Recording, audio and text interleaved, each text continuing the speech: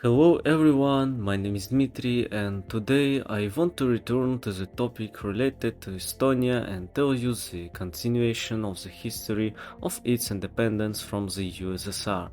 The fact is that in the last video I did not do it completely, but suddenly I came across an interesting article about 1991, so now we will talk a little about Estonia in 1991.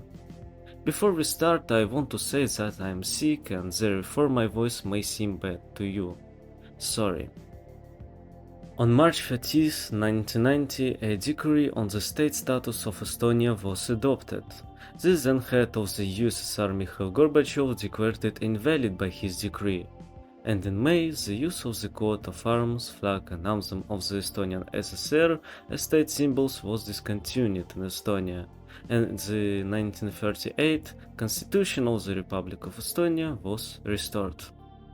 This desire for independence was tried to be cut off by members of the State Emergency Committee who organized a coup in August 1991 and tried to remove Gorbachev from power and restore the USSR. The coup was announced by the members of the State Emergency Committee on August 18, 1991, and on August 19, a military transport plane with paratroopers on board landed at Tallinn airport by order from the Kremlin. Two more columns of armored vehicles entered the city from Pskov and Riga. The military announced that a state of emergency has been introduced in Estonia. The next day, on August 20, the deputies of the Supreme Council of the Republic of Estonia voted for the restoration of Estonia's independence. The historic event was short-lived to the whole country. It is not surprising that on the morning of 21st, the paratroopers received an order to seize the Tallinn TV tower and stop broadcasting local television. But it was not possible to do this.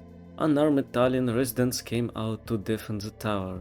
Ordinary citizens and fighters of the volunteer organizations Kadukaice blocked the entrances to the television center with concrete blocks and equipment.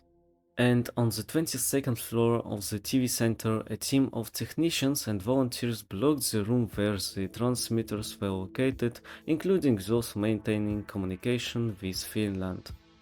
The broadcasts from Helsinki were not jammed in Estonia.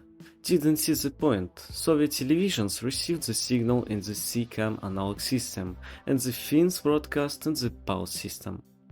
But the authorities did not take into account the fact that a unique semi-artisanal invention appeared in the country, a sound and color decoder.